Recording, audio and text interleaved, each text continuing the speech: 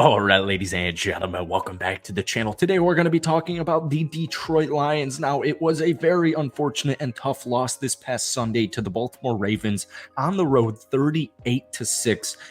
It sucks, man. It really does. And, across the league, people are starting to kind of, reevaluate and get their expectations back in line here, thinking, typically you don't have Super Bowl teams ever be down 35-0 at any point in the regular season. While I do understand that sentiment, and we have to keep in mind, where Detroit's been in the last couple of seasons, I also want to say that Detroit was 1-6 last season. They finished 9-8, and typically teams do not do that. So, Detroit is special to me. The Detroit Lions are a special team, and I think what they're doing with the culture and their roster building and, just everything from coaching and management to the players and the personnel, I really think they are doing something super special here. So, you lose to Baltimore, and the big thing is this upcoming Monday night, you're at home against the Las Vegas Raiders, who are one of the most desperate franchises in the National Football League. And it sucks because I do cover the Raiders on a YouTube channel, and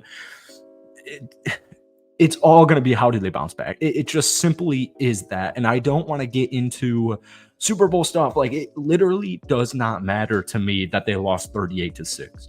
I'm not tempering my expectations. I still think this is a great football team. I still think this is a top 3 team in the NFC. I'm going to take them over the Dallas Cowgirls any day of the week. But yes, if you're going to beat Philly, if you're going to beat San Francisco, you need to be the number 1 seed, or you at least need to figure it out and prevent this from happening again. But once again, this team is so far ahead of schedule that it almost feels foolish 7 games into the season to even be talking about this. So we're going to talk about it. All right. But before we do, if you guys enjoy it, be sure to hit that like button, hit that sub button for daily NFL content.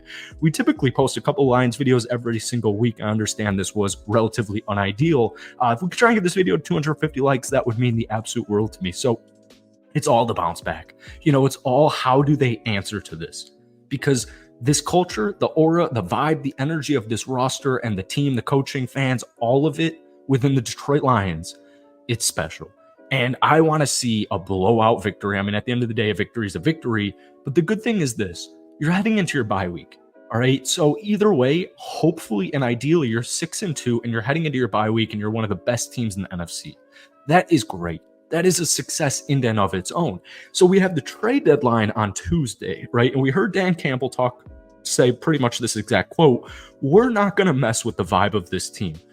I fully agree with it. I fully agree with it. You don't want to bring in a guy like Chase Claypool. You don't want to do that.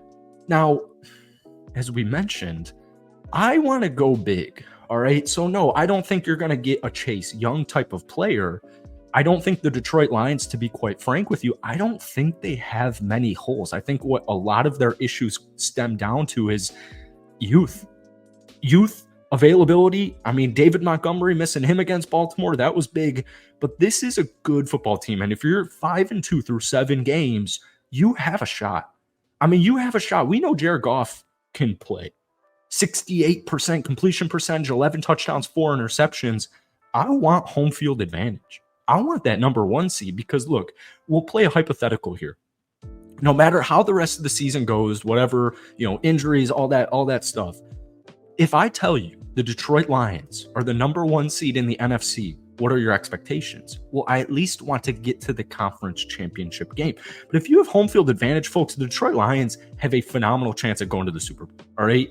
I feel like I've said the word Super Bowl way too much in this video, but my point is I want Detroit to be aggressive at the deadline.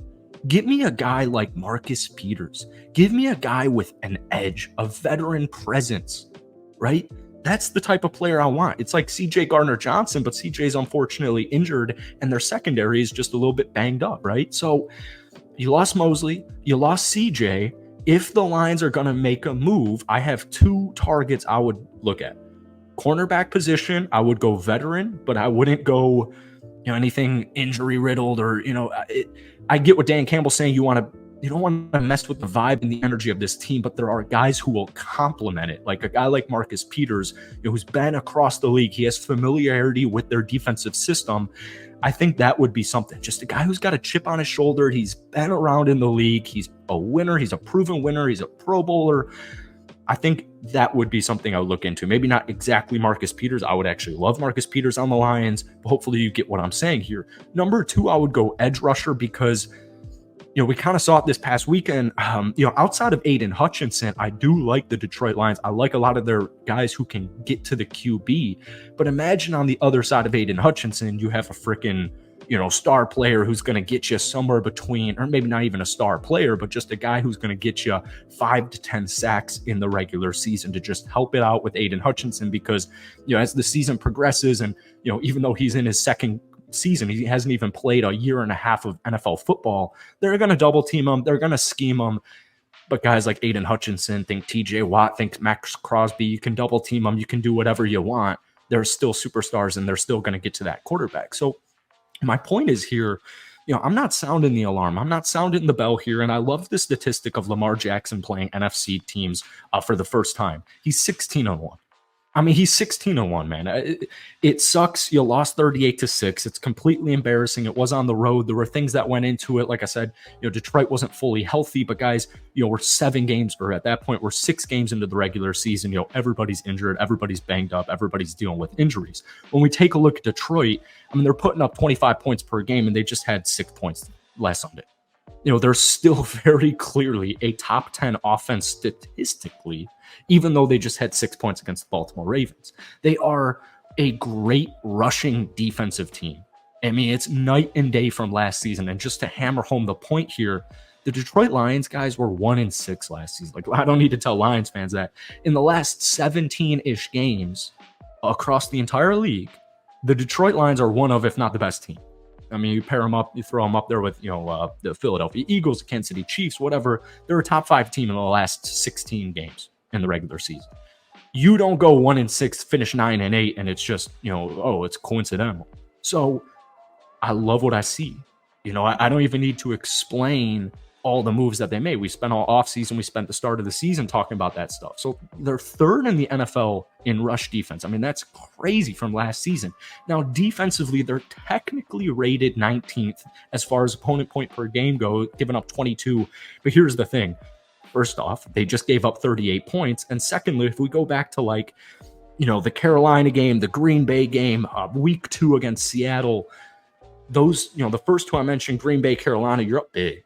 I mean, you're just up big, and you're trying to extend the clock. You're trying to extend drives to limit opposing teams' opportunities to come back in that football game. So, the first half Detroit Lions have been great. The second half Detroit Lions are still really good, but the stats are going to be super skewed because the game plan has completely changed. You're up 27-3. You're up 28-10. And then you do have that Seattle Seahawks game where you gave up 37. Then we have Sunday's game where you gave up 38. So, the eye test still proves to me, despite those 2 games, that this Detroit Lions defense is very real. Now, here's the thing. We still have over half of a season to go. If Detroit's 6-2 heading into your bye week, that is a phenomenal spot to be in. That's a top 5 team in the National Football League. All right. Let me know what you guys are thinking about this video. If you have any trade deadline targets or opinions on what the Lions should do, let me know down below. But guys, thank you so much for watching. If you enjoyed it, be sure to hit that like button, hit that sub button, and we'll try to get a Lions video out to you. We will get a Lions video out to you guys before Monday night's matchup against the Las Vegas Raiders. Peace.